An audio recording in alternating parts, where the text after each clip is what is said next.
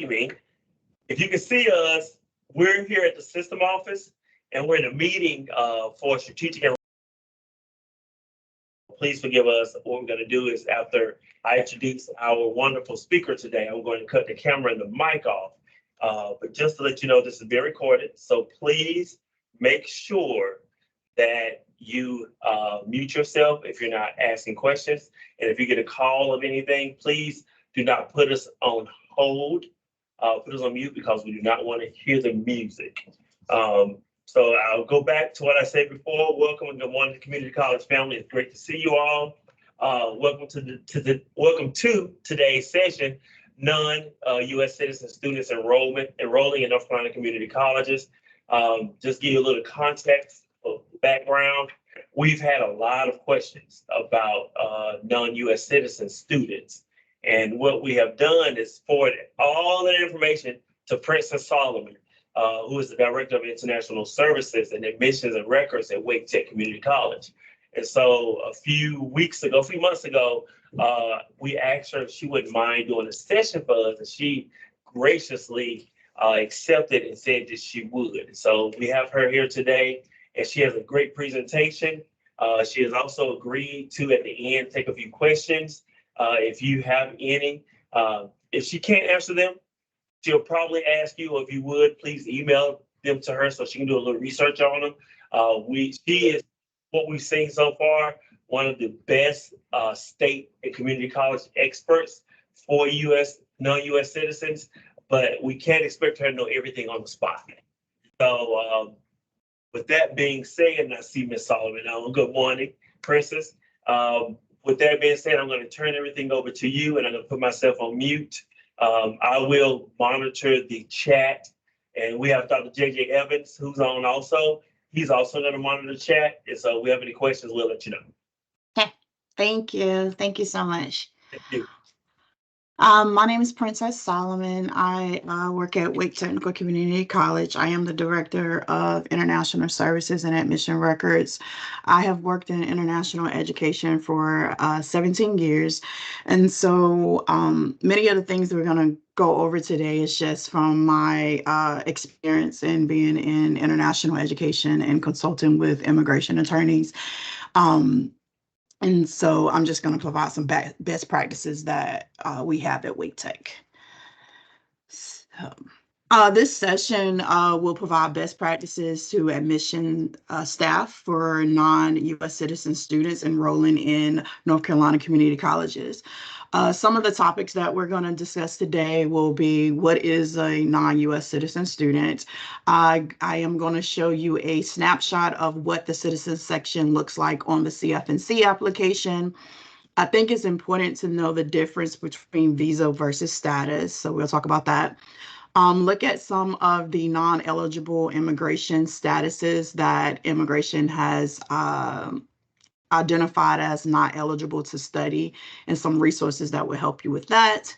We're going to look at the admission to the college policy when it pertains to undocumented students, give you some examples of immigration documentation. One of the biggest documentation that students often give because it's in their wallet is their employment authorization card. So give you some pointers on how to look at the codes of those to help you know what their immigration status is currently. Tuition exceptions, I'm just going to touch on a few that I have seen most popular with these population of students. Show you how to document these students and colleagues so that you can identify them and pull reports. Show how we at Wake Tech kind of manage the students when we need documentation, and we do that by putting perk holes on their records. Of course, their immigration document, their educational document are often outside the U.S., so giving you some documentation and resources to help know what is equivalent to completion of a high school or a degree in the U.S. And lastly, unfortunately, one of the immigration attorneys I reached out to that I lean on a lot is unable to join me today, but he has offered to provide his information if you do need an immigration attorney, so I'll provide that to you. All right, so a non-US citizen student, that would be any students who were not born in the United States or have received a certificate of naturalization. So once someone is in the US for a period of time, I think if I'm not mistaken, permanent residence, after 7 years, they can qualify for citizenship.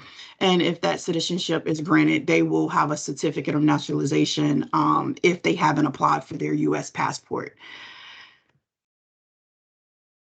In the CFNC application, there is a citizenship section. So when these students fill out the application for admission, they're going to select whether they're a U.S. citizen, a permanent resident, or neither.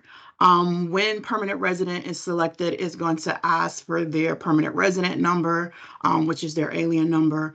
It'll ask for their country of citizenship.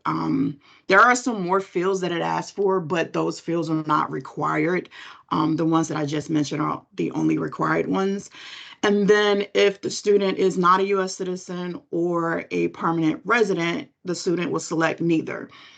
I didn't include screenshots of those particular ones because I think it varied depending on your college. But if I'm not mistaken, I think the system office will be adding immigration status as a required field. And that is so that you know what their current status is. Right now, it asks for the visa, which oftentimes that matches, but it can be different. And I'll explain that a little bit later. Visa. So the visa is issued outside the US. A visa cannot be issued inside the US. It's issued outside the US by the embassy or the consulate for that person to enter the US. So the visa is basically a key for that person to enter the US. Then once the person enters the US, the Custom and Border Protection, we refer to them as CBP, will grant a status if that officer says, okay, this person can enter the US. So they use the visa to say, hey, I want to enter the US on this status. And then the officer will ask a couple of questions. And then if the admission to the US is granted, CBP will be given that status. Another way is, say, for instance, someone enters the US with one status, but that person would like to change to a different status. Then, if that person asks for a change of status here in the US, then USCIS, which is United States Citizenship and Immigration Services, they will grant that new status here in the US. And so when we're looking at someone's status, you would want to look at their status and their most recent I-94 record to know what that person's current status is, because it can be different from the visa. An example would be a person has a B2 visa. At the port of entry, they enter the US. The officer enters them in as a B2, which is a visitor visa. While they're here in the United States, they're visiting their family members or visiting the area. They come across Wake Tech and they're like, wait a minute, I want to go to Wake Tech and study. And so that person will have to ask immigration, USCIS, to change their status from B2 to F1. If USCIS approves that change of status, that person is not going to have the F1 visa because that's only issued outside the US. However, USCIS will give an approval notice and give an updated I-94. And on that updated I-94, it's going to reflect the new status as F1. When it comes to immigration, there are a list of immigration statuses that immigration has said, no, if this person is in this status, he or she cannot enroll in a credit program. Those statuses will be B1, B2, which is your tourist visa and your business visa. You have your C visas, which is kind of like an in transit. They're supposed to be passing through. The D visas status is, it's like something like a crewman.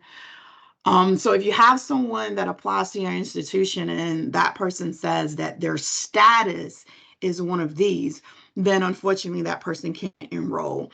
They are going to want to find a community college or another institution that have been certified by immigration to allow students to enroll as an F1 student, so that that person can apply to that institution through international admissions to ask that institution for an I-20. With that I-20, that person has to apply for a change of status with immigration, can consult with an immigration attorney for that.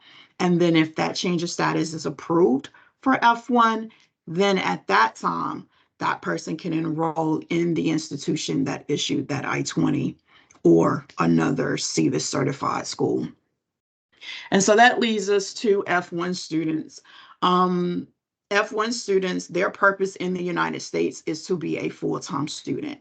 And so before they entered the US, they applied to an institution that is certified by Student and Exchange Visitor Program to enter the US and be a full-time student.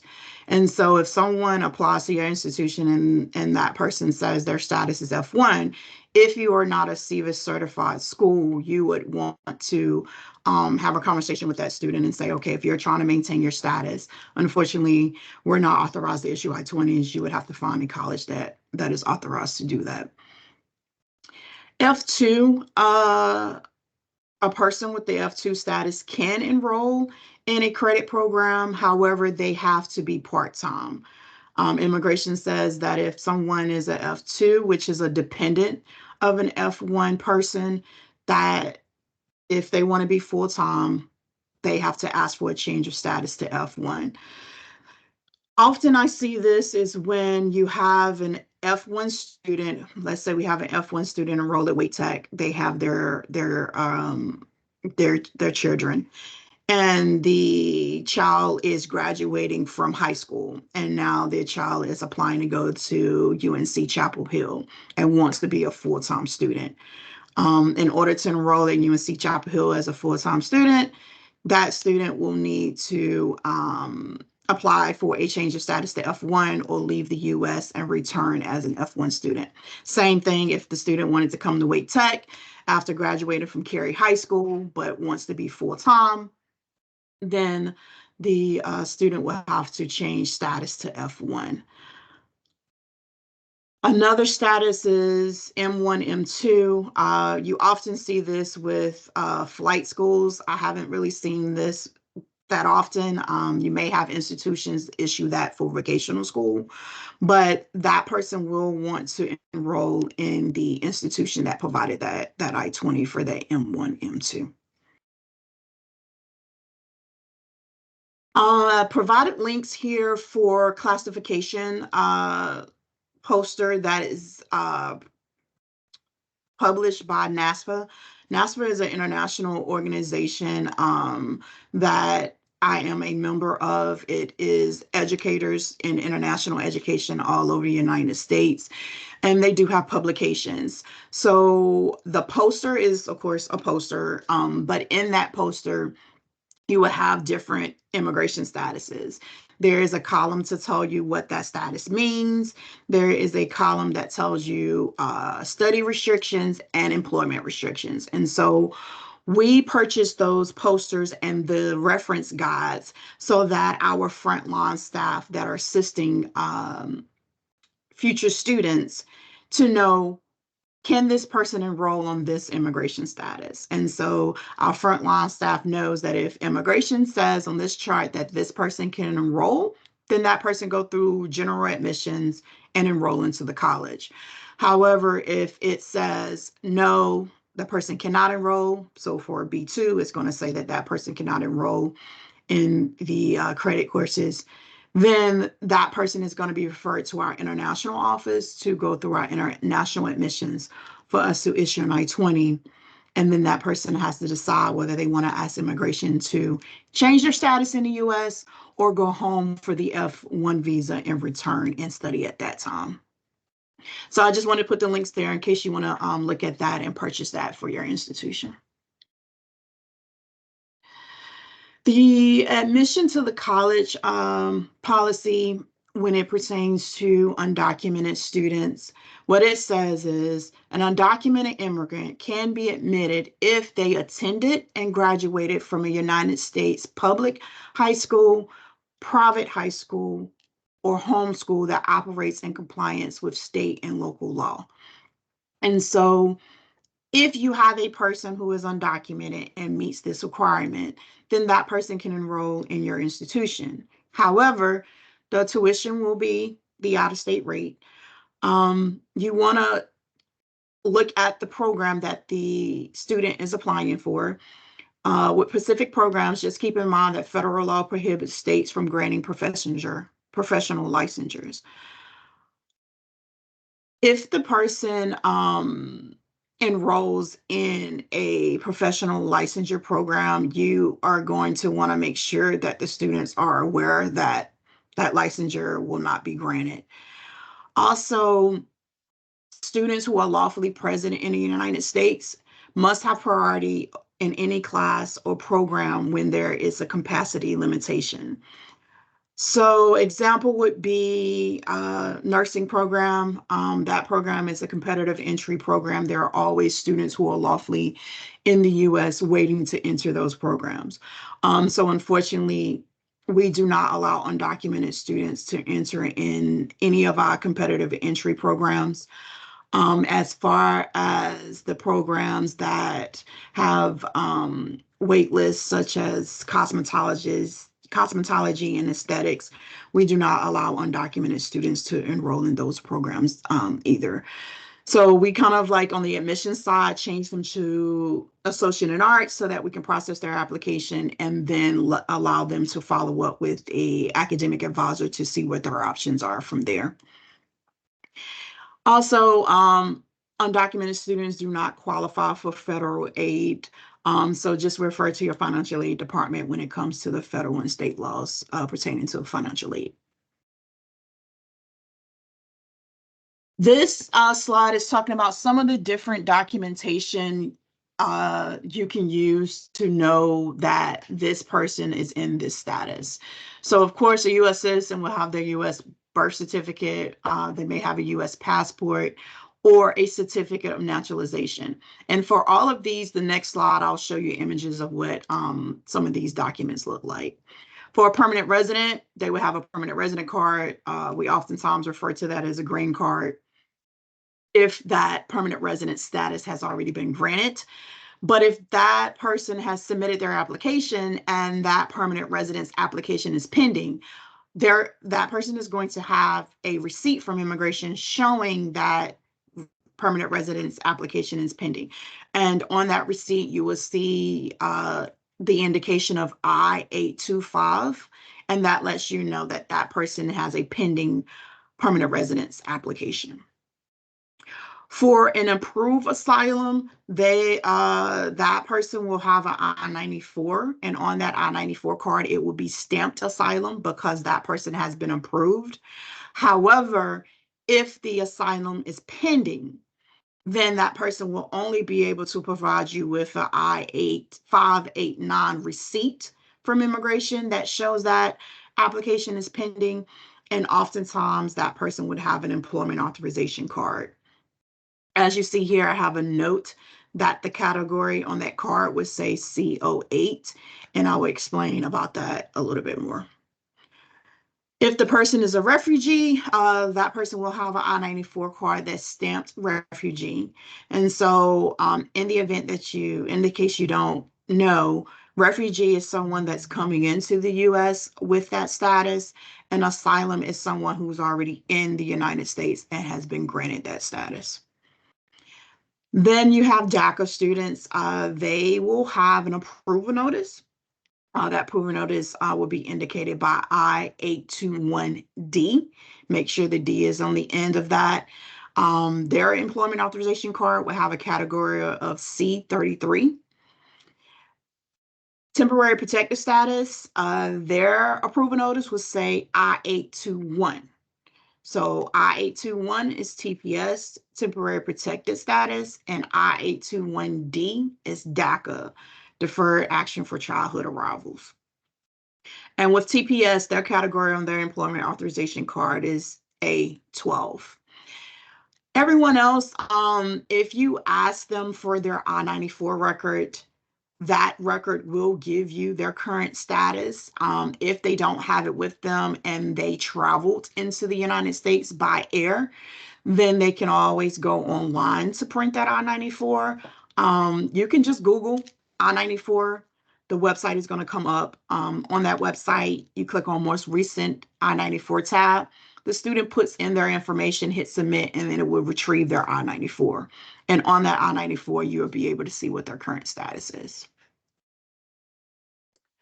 So this slide just shows you some images of the documentations that we talked about on the last slide.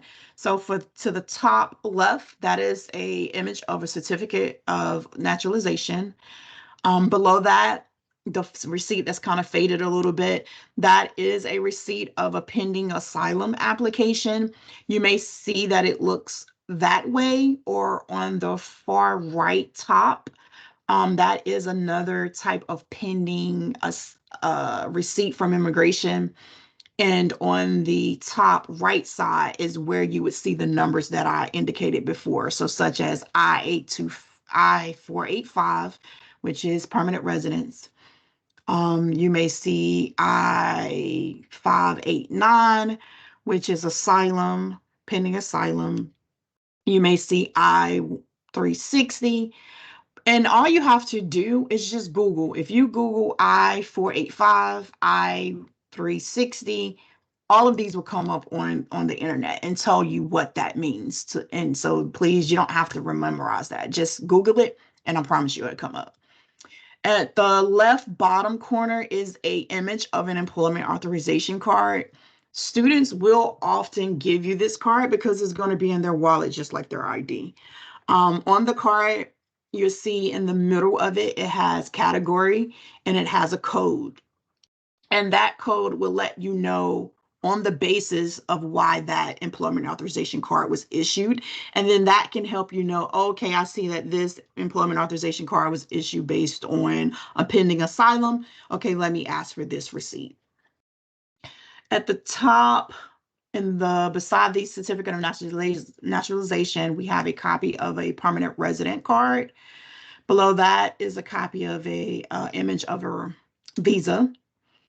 Below that is an entry stamp. So when you enter the U.S., Custom and Border Protection used to stamp the page of the passport and indicate your status and indicate the date you entered, and would indicate the date you have to leave. But I would caution you on asking for this because they are going away from the entry stamps. Some ports still give the entry stamps, some don't. But I was at Raleigh-Durham Airport yesterday, or Tuesday, whichever day we're on, and meeting with the CBP officers, and they have expressed, which I've heard a few times, that this entry stamp will be going away. So your students may not have that.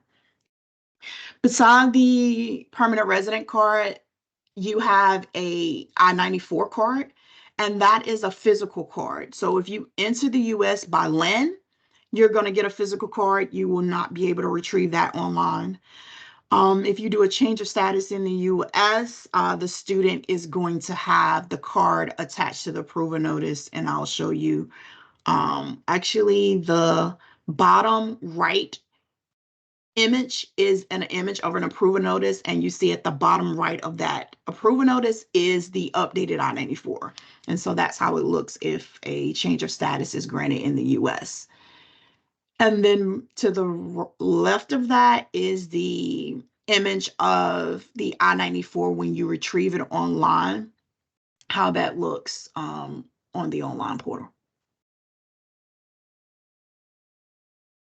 To talk about TPS a little bit more, when that TPS is approved, an initial approval notice is sent out by USCIS to the student.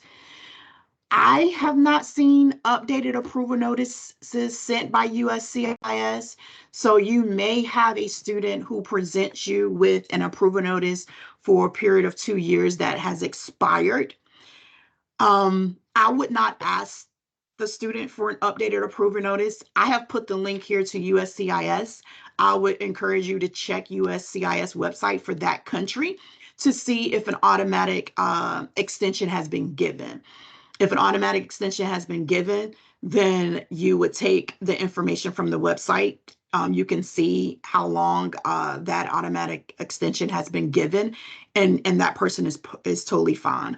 Oftentimes, they won't send out an updated employment authorization card, or they don't send out an updated approval notice. I haven't seen those, but you can refer to the website. When it comes to employment authorization cards, as we mentioned earlier, they all have a category on that. That category means something. So A19 means TPS, C33 is DACA, CO9 is where someone is applying for permanent residence, and then CO8 is someone who is a pending asylum application. I just listed some of the main ones that we often see here, but I've also included the link so that you can go to USCIS website, and it will show you, if you drop down, all the different EAD codes and what that means. And so you can use those codes to say, okay, I see that this code means this, and then refer to the documentation that you would need for that person. Tuition exceptions. So there are many tuition exceptions, and tuition exceptions are handled at the local colleges by your registrar's office. But the ones that pertain to this group of students that I often see would be business sponsorship. Business sponsorship, if the student has an authorization card to work that's been issued by immigration, then that person qualifies for business sponsorship. And then, of course, look at the tuition exceptions for the additional documentation, or refer to your registrar's office on how they go about processing their business sponsorships. Nonprofit sponsorship, that is for a non-resident of the United States who lawfully was admitted to the US.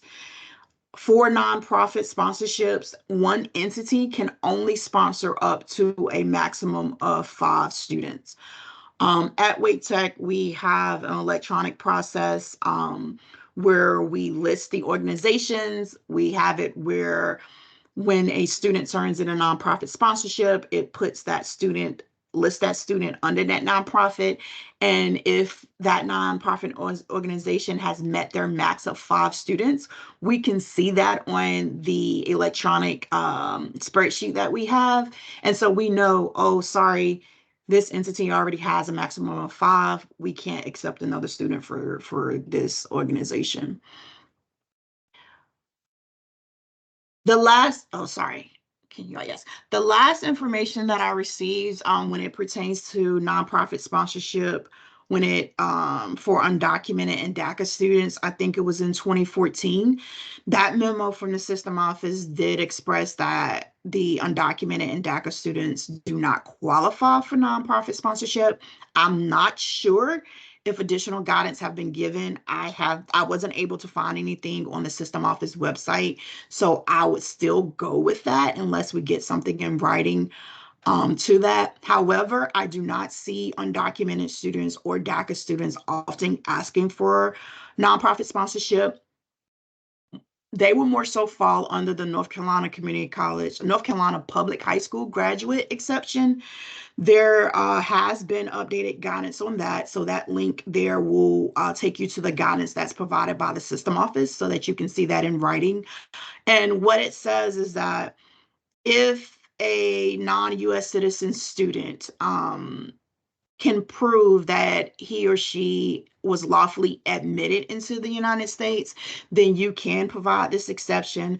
So the go-to document for that will be their I-94. Can that student give you the I-94 from when he or she did enter the US lawfully? And if so, then you're able to grant this exception to that person for the in-state rate.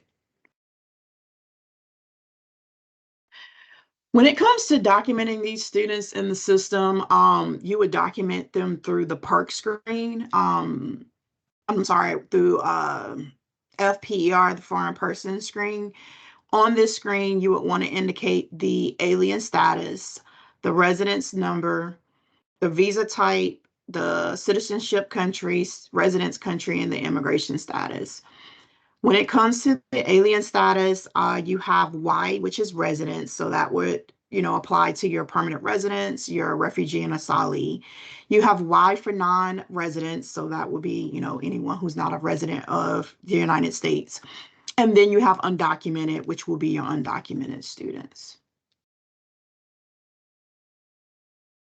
I put an example here of someone that is a permanent resident. So you can see that we indicated R for the residents. We indicated their alien number. That alien number will be on their permanent resident card. You may see that permanent resident number on their I-485 receipt because their permanent residence application is pending. I will say in the last few years, I have came across receipts where that number was not indicated. I don't know if immigration is just getting behind or what happened, but when I consult with the immigration attorney, we are seeing that more often. So unfortunately, if you don't have the number listed on the receipt, you won't be able to put it there. But if you do have it, please make sure you indicate that number there. Visa type. If the person provided you with their visa type on the admissions application, you would indicate that there. If not, you can indicate no visa or other visa. For the citizenship country and residence country, that will be indicated on the application for you to indicate. And then immigration status. So if that person is a permanent resident, you would enter permanent residence for their immigration status. Here's an example of a DACA student. This guidance was provided from the system office. So you would want to put Y for their alien status. You'll put their alien number. For the visa type, you'll put no visa. Their country of citizenship, country of residence, which is often the same. And then for the immigration status, you're going to select DACA.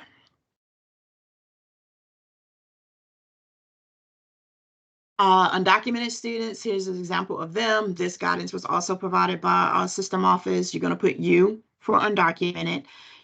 For the visa type, you're going to put no visa. Again, citizenship country, residence country, and then for immigration status, you're going to put no visa. And then you have basically the rest of the students. And so that is the same thing. You're going to put Y, enter in the visa type, citizenship country, residence country, and immigration status. So for any student who is not a U.S. citizen, this FPER screen should be completed. This screen should only be blank because the student is a U.S. citizen. This is the screen that Wake Tech uses to pull reports. So if someone is looking for a list of our permanent resident students, if they contact me, I'm going to say, okay, pull the immigration status field to run your reports. And I go with the immigration status field versus the visa type field, back to what we mentioned earlier. If somebody entered the U.S. as a tourist, but then change their status to F1, then on this screen, their visa type is going to say B2. However, their immigration status is going to say F1. And that immigration status is what is current and what we should be looking at to determine, can that person enroll at your community college, or to know what their current status is. So please make sure you're looking at their immigration status versus the visa type, unless for some particular reason you are wanting to know about their visa type.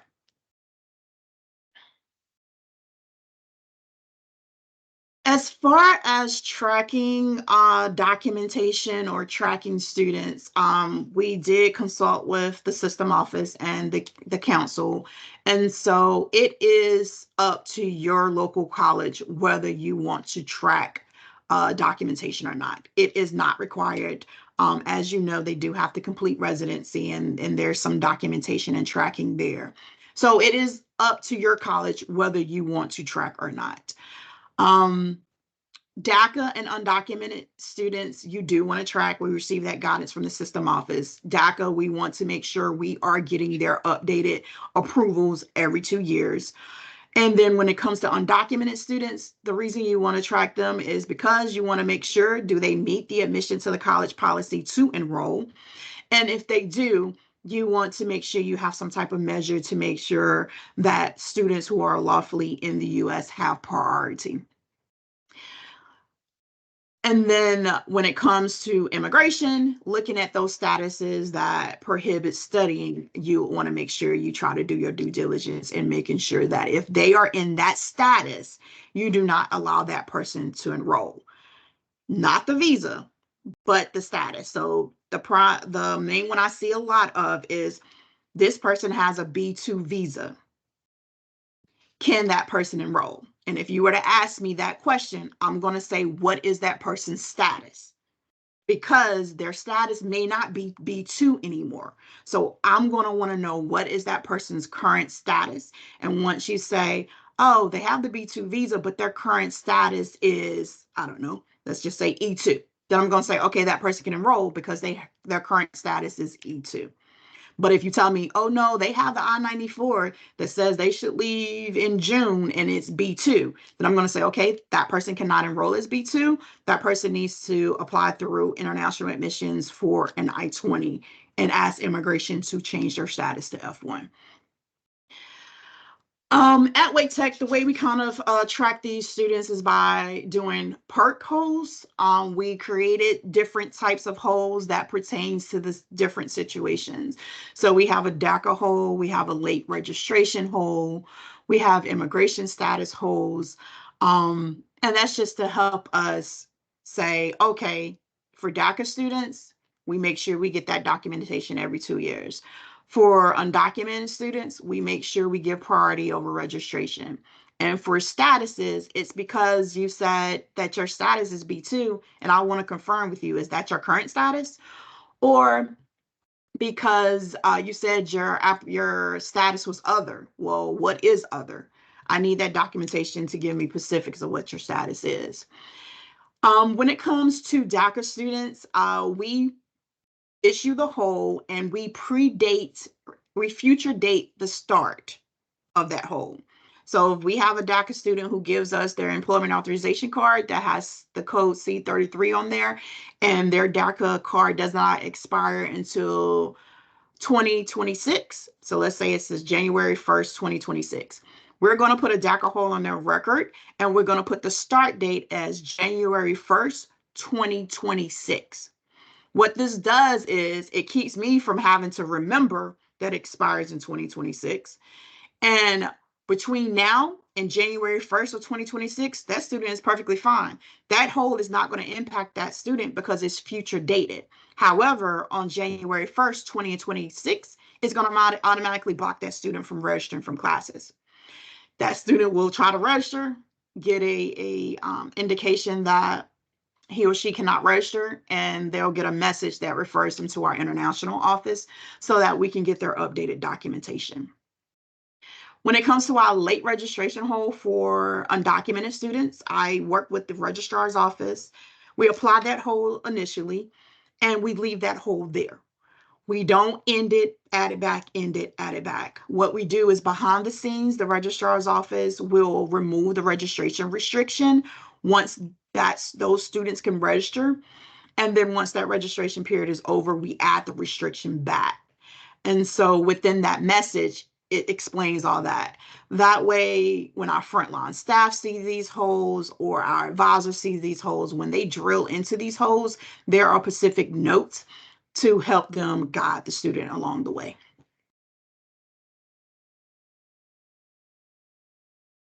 Foreign educational documentation. When it comes to high school secondary education, so in other countries, secondary education refers to high school education. You're going to want more than just the transcript. In the United States, we say, let us see your transcript, let us see your transcript. For outside the US, you're going to want that person's transcript. But for high school, you're going to want their certificate of completion or their examination results. So based on the country, you would have different documentation that will show you that this is equivalent to a high school completion in the US. So some countries will have certificates that you need to collect with the transcript. In some countries, the students have to sit for an examination and pass that examination in order to show completion of high school. When it comes to college or university, if the transcript gives you what you need, if you can see on the transcript that that person was awarded a bachelor's degree and the date that that was awarded, then that's fine. However, sometimes we see that we can't tell what level of degree was issued or whether it was awarded. So we would ask for that degree certificate to go with that transcript to show that that degree was actually awarded. If the documentation is not in English, you're going to want to get a certified translation in English. So oftentimes students will give a translation in English, but not the documentation to go with it. So you want both. You want the documentation in the native language. And if that native language is not in English, you're going to want a certified translation to go with that. And one thing I do want to note is that for the certificates of completion, when it comes to high school, if the student is saying, I don't have it, this is all I have, I would refer the student to the Ministry of Education in that country to request that certificate. Oftentimes, it may not just be given, that they may have to do an additional request to get that certificate. I indicated some countries here, they are way more, but just to give you some examples, based on the country is going to determine what documentation you need to show completion of high school. So for example, Bahamas, you're going to want to look for their general certificate of education. So that's your A levels or your O levels. And I'm going to explain that a little bit more. Brazil, you're looking for the certificate of conclusion of secondary education. And you want to be careful because some countries, secondary education is enough, but in other countries, you have to look for higher secondary. So you want to make sure you know the difference based on the country. Canada, they have a list of different documentations that you can accept, but you have the high school diploma, you have the secondary school diploma, you have the advanced high school graduation diploma. So there's many for those. Columbia, bachelor certificate. You want to be kind of careful with this word, and I think it's baccalaureate. Sometimes they get translated into the word bachelor. And so if it is their high school, that really means high school, and not a bachelor's degree. Gambia, if you see, it says West African Examination Council. And so that is an examination that that person has to sit for to show completion of high school. And so you're going to want that examination certificate in lieu of the transcript. And then, of course, there's some more down there. So we can go to the next slide. When it comes to examination results, you want to request that certificate from the examination council instead of the institution to make sure you have accurate documentation. And with examinations, you have two different types. You have your general type of examination, which could be referred to as O levels. And then you have your advanced examinations, which could be referred to A levels. So when it comes to general type of examination or O levels, you're going to want to look for 5 passing subjects, making sure those subjects are in different areas. And it could be on multiple certificates. So all 5 subjects could be on one certificate, or you can have 2 certificates where 3 subjects is on one and 2 are on the other. That is totally fine. Just make sure they're in different areas and you have a total of 5. And then when it comes to A levels, the difference here is you're looking for 3 passing subjects. I have listed some resources that we use at Wake Tech to know which documentation from which country is needed. The International Education Research Foundation, they do have publications that we often use. The Country Index Volume 1 and Volume 2, they do cost. I want to say it's roughly under $200. I can't remember exactly how much they cost, but I did link to their website here. So if you want to purchase those, you can. And I love those books because those books will take you from 8th grade all the way through a PhD for certain countries. Every country is not in the books, but most of them are. There are different countries in volume 1 than volume 2, so you want to purchase both. But in those textbooks, you have the country, and starting from 8th grade through a PhD, it will list all the different types of documents, what the requirements are to enter for that institution. It'll give you the length of time it took to receive that credential. And then on the far right, it says what it is equivalent to here in the US. That would help you a lot to know if the documentation you have in hand, can it be accepted as completion of high school? Can it be accepted as an associate's degree, master's degree, bachelor's degree, just for the admission to the college part.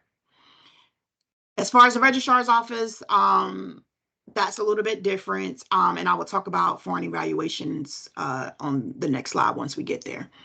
For the index of secondary credentials, International Education Research have a PDF of this that's free.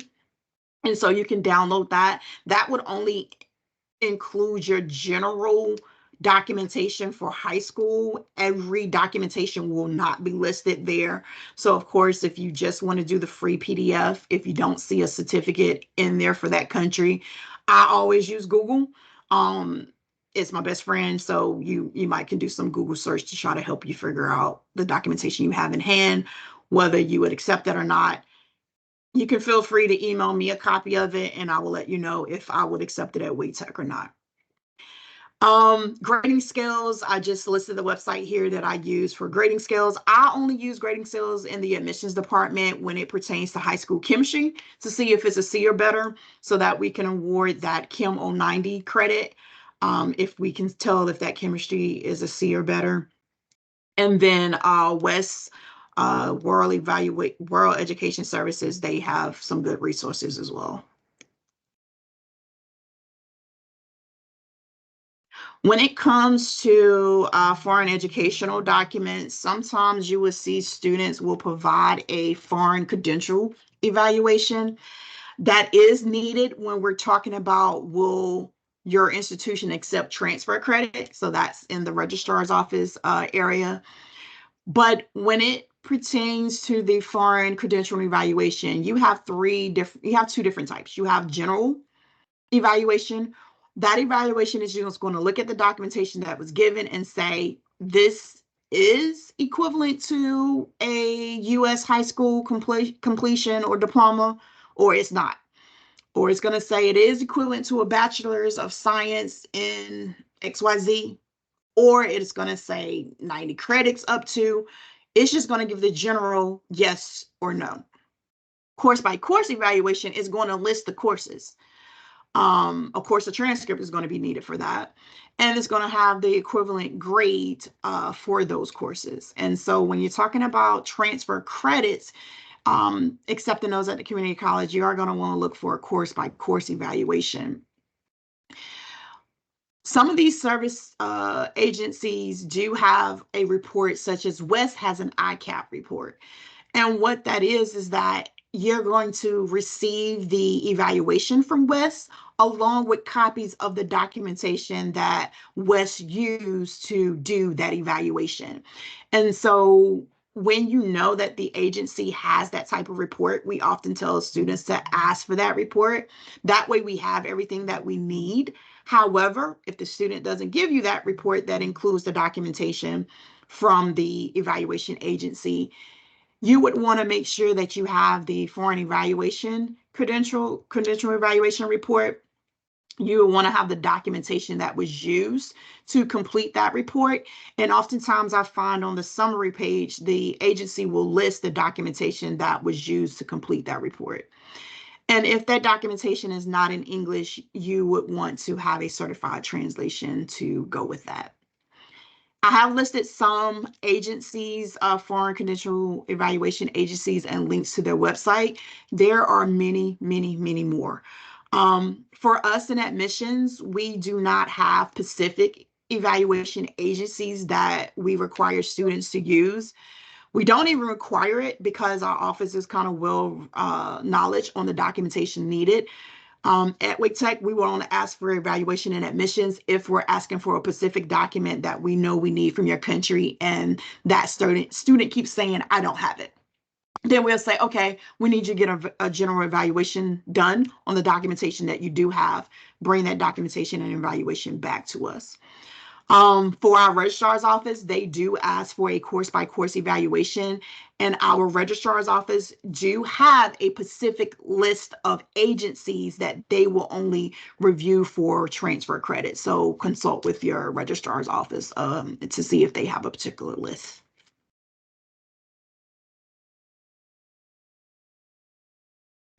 Yes. So lastly, as I mentioned earlier, Scott Silvers is based out of Raleigh. He is an immigration attorney that I have worked closely with for many, many years. Another attorney that I work closely with is Ann Robertson. If I have any questions or I see a documentation or a situation with a student that I'm not familiar with, I'll often lean on them. And they are so gracious in helping me and answering any questions that I have. I did reach out to Mr. Service to see if he could join me today, but because of some things that they had going in their office, he could not make it. However, he has offered his services, and sometimes, you know, when you have a specific situation, you have to consult with the immigration attorney. We don't want to make, we want to make sure we don't give students wrong information. We want to make sure that when the scenario is like on those shaky grounds, please refer the student to an immigration attorney. So here's Scott Silver's information. If your students need an immigration attorney, you can refer them to him, or if you have questions, you can email him. On our international website, we have linked to the North Carolina bar and linked it to the immigration specialization. And so that's what we provide to the public because, of course, students have the right to choose any immigration attorney that they would like. So if you do want to provide that service to your student, I would recommend linking to the North Carolina bars website. But if you have questions, email Scott. Let him know you attended the presentation and I referred you to him. And then once he can, he'll email you back. It may take him a little while, but give him some time. He'll email you back. And then on the next slide, you have my information. So if it's more pertaining to Wake Tech, just generally speaking, what would I do? Would I accept this? What about this documentation? Please feel free to email me instead of Scott Silvers. I would say only email him if you have something specific with the student with immigration. But yes, you can give me a call, you can email me, and I will respond back to you with any questions that you have that may come up later. But what questions do you have for me now? Oh, we did not want to disturb you. You have a couple, and I see Jesse has a question too, but give me one quick question, one quick moment, Jesse. You did have one in the chat, and I will say that Dr. J.J. Evans, Brian McCullough, and Dr. J.W. Kelly have answered some of these questions for you already. For instance, as we've gone along, they've been gracious enough to do so. But one question is, does it make sense that F1 students have a registration hold via the PERC flag? We currently have just a handful of students, but our department will be absorbing international admissions. So the question, I want to make sure I understand it right. The question is, would it make sense to have a hold for your F1 students and that your institution issue I-20s for F1 students or does not? April, you want to clarify that a little bit? Sure. Yes, we do issue I-20s for students. I guess my question is we've never historically used a PERC flag to identify our international students or to hold the registration. However, you know, we do have certain restrictions on classes they can register for. Yes. So I didn't know if anybody else used PERC flags for their international students or not. So I do not use them for my F1 students. I I only identify them in the foreign person screen as F1, but the F1 students that we have at Wake Tech, they do not receive holds. Even the F1 students that come to our institution as visiting students in the summer, we don't give them holds either. Only, Awesome, thank you. You're welcome. The only thing I would say is that if you're an institution that does not issue I-20s and you have someone apply for F1, you would want to have a conversation with that student, because what I've seen is sometimes students don't know and they may apply to an institution to transfer their I-20, not knowing that institution doesn't issue I-20s, and get too far in the process where now it's too late and their status has been terminated. Someone had their hand raised. Was it you, Jesse? Do you have a question? Yes, it was. Hi, Princess. Hi. At our college, the admissions department handles the tuition exceptions. Okay. And I just wanted to kind of give a scenario that we've kind of talked about before. So we have lots of folks who are graduating from like our local high schools. They're coming in and they have applied for asylum. We're looking at this non-US citizen public high school grad student type. And in the guidebook, it says that the B visa is prohibited, and the wording is, if that visa is current, the student would not be eligible. It would be more accurate to say if that B visa status is active. So even when we get these B visas and their printed date is through 2026, we need to be asking for the I-94, the most recent I-94. Is that correct? So with the pending asylum, they won't have the I-94. They would be able to give you the receipt for the pending asylum, which is the I-589. And they probably will have an employment authorization card that's issued for 2 years with the code C08 on it. So when they enter the US with their B visa, are they given an I-94 at that entry? Yes, they're given an I-94 for 6 months if they have the visa. If they enter the US on a waiver program, they will only have three months. And normally when you enter on a visa waiver, you can't apply for a different status. So yes, when they enter, they will have an I-94 for 6 months. And then once they arrive, they probably submitted a change of status, a pending asylum application to USCIS. And that application can be pending for years. So once that time ends on their I-94 for their B2 stay, like that's gonna expire. Their current stay is that pending asylum, which they're kind of like in a loophole, and they can enroll and their tuition will be out of state.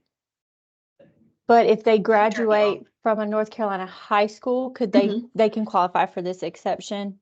Based on the guidance I've seen, because they can give you that I-94 showing that they lawfully admitted to the US. If they graduated from a public high school, they can get that exception. And sorry, this is my last question. And if they enter on the B visa, they're given the entry document and it's good for, let's say, 6 months. They apply for asylum and they get their receipt of the application. Do we need to pay attention to like if they happen to get that document before their B visa stay expires, like before their 6 months? The most recent status is the most recent of what's going on is going to be what happened after. Okay, so the application for asylum would trump the B visa in that case. Right. It's kind of like they're in the limbo. It's hard to explain, but for admissions to the college, I will look at that pending asylum. Okay. All right. Thank you. You're welcome. Next question is from our team RCCC. This is Philip Lopp at Enrolling Cabarrus. Every semester year we get a couple of questions about, so a student is here on another visa or another status other than F1. They're in the States. They want to change to an F1. So their question is always, how can we do it? And of course, this is probably an attorney question, but how do they do it? Is it best for them to leave and go home and do it, or stay here? Can you give some guidance on that? Yes, sure. Great question. So yes, that happens a lot. Person enter the US and once they get here, they want to change their status. So they're gonna first want to apply to an institution that issue I-20s. They're gonna need, and then they have to think of two things. Do I want to stay in the US and ask immigration to change my status while I'm in the US, or do I want to go home and apply for the F1 visa? So if the person stays in the US and take that I-20 and submits that change of status immigration to USCIS, while the person is in the US, if you have to look at the status that was previous, right? So if the status was B2, while that change of status application is pending, that person cannot enroll because that previous status was an ineligible status to enroll. The person would stay in the US and wait to see the outcome of that change of status application. We do refer the students out to an immigration attorney to help with that. However, students can do it on their own. I wouldn't suggest it. If the change of status is approved in the United States, that means that status is only good in the United States. So later on, if the student needs to leave the United States, the student can leave the United States, but in order to return to the United States, has to go to the embassy and apply for that F1 visa to come back. That F1 visa will not automatically be granted just because we approve the change of status in the US. They have to apply for the visa and do everything all over again. So they will be taking a risk that that visa may be granted, that visa may not be granted. So the situation we would say is, do you think you need to travel within the next year? Because those change of status application, I've seen them take a month up to 1 year to be adjudicated.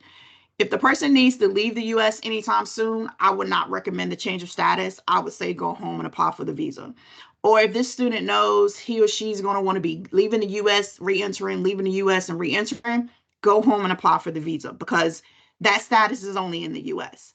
And so that's kind of the scenario or the suggestion we would give if they're thinking about applying in the US. As far as if they're in the US, doubting whether to go home or not, I would say, do you know if it's hard to receive an F1 visa in your home country? Some countries you just know, I'm not going to get the visa. Then they may want to take their chances in the US to apply for the change of status. Or it may be where, you know, hopefully it wouldn't be where they don't have the funds, because in order to receive an I-20, you have to show financial documentation that you can pay the out-of-state rate and live in the area. But those are the kind of things that we suggest when we're determining whether they go home, apply for the visa, or do the change of status in the US. Go ahead. All right, thank you. That was an excellent answer. Yeah, we get that question all the time, so Yes. Thank you very much. You're welcome. It's very common. So let me know if you have a situation and you could just reach out to me. Okay, thank you. You're welcome. The next question is, can you address your procedure for enrolling F1 visa students from other institutions as special students? Okay. So we often, you know, get students from NC State, Chapel Hill, that want to enroll in classes. And so when they are F1 and they only want to be a visiting student, take 1 or 2 classes in the summer or 1 class during the semester to enroll back at the institution that holds the I-20, they go through our visiting student admission process. They do not go through our international admissions. So they fill out the CF&C application. We tell them to make sure they select visiting student as the program, and they would indicate their status as F1. And then we say, please make sure to indicate the current institution that you're enrolled in that holds your I-20 under the list of colleges. And we just admit them and they enroll. We don't look over them. We don't do anything. We do make a note in our system that that person is F1 at UNC Chapel Hill and it is a visiting student. That way, when we pull our reports to oversee our F1 student, we know to look over that student because they're visiting. Thank you. I think you have only 2 more questions. Okay. I have a student who currently has an L2 visa, but it would change to a B1 visa on March 17th. The student is currently taking classes with us and was told by her immigration lawyer to withdraw from the classes. can she remain in classes until the end of the spring semester? Or will we need to withdraw her from the courses at that time? And it's changing to which status? Changed to a B1 visa. It's an L2 visa now, Right. but it's changing to a B1 visa. The effective date that is changing to a B1 visa, that person should withdraw from classes. And the reason the attorney said that is because immigration does not allow a person on a B1 to study in credit classes. So whatever the approval date is for that B1, that student should no longer be in credit courses.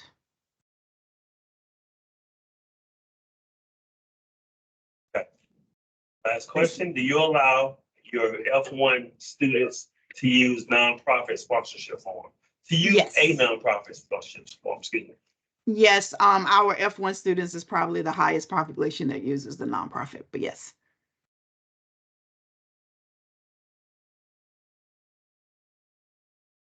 Antonio say, do you see I-797A forms? Let me go Google. See, I got to Google. I've seen I-97 and I-97C, but you said A, so let me just put this in.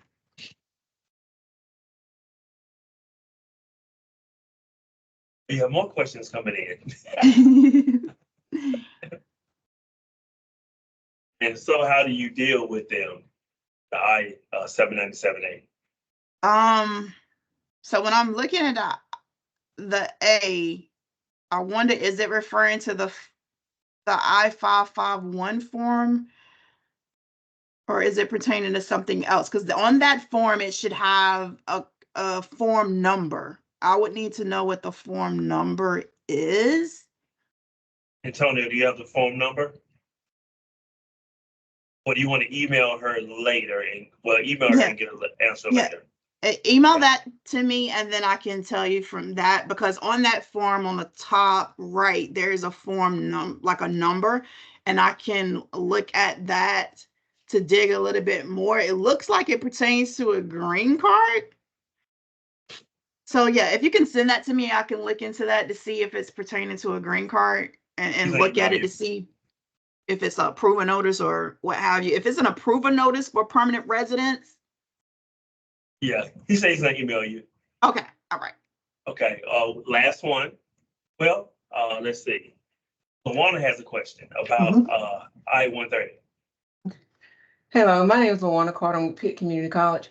I have a question about the I-130. I have quite a few students coming in, but want to attend Pitt Community College this fall. They reside in the Dominican Republic, but they have a pending I-130. It's been pending since 2019, and they want to, maybe an attorney question, but I say I asked anyway. But they want to know if they do a change of status to become an F1 student, would that cancel out the I-130?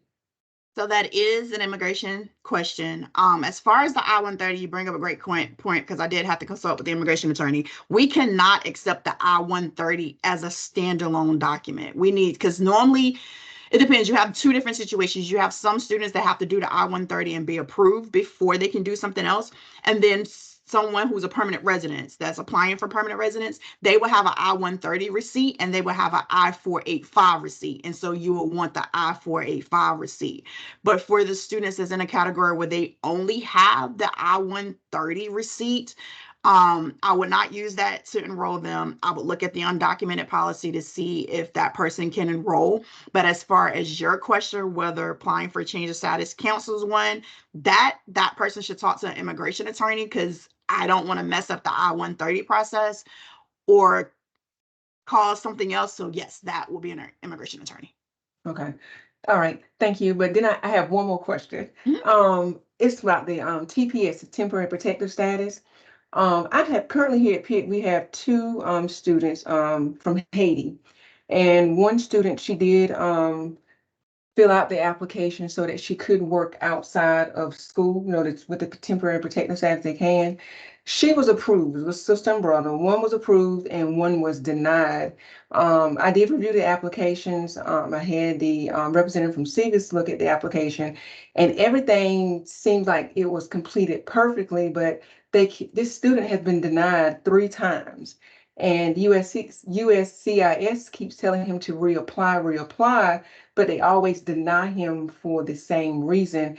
And my question is, do you have, because it's hard to get in contact with anyone there, but do you have any information on what I could tell this student, or any guidance on what he can do? Or Yeah, he's gonna have to consult with the immigration attorney.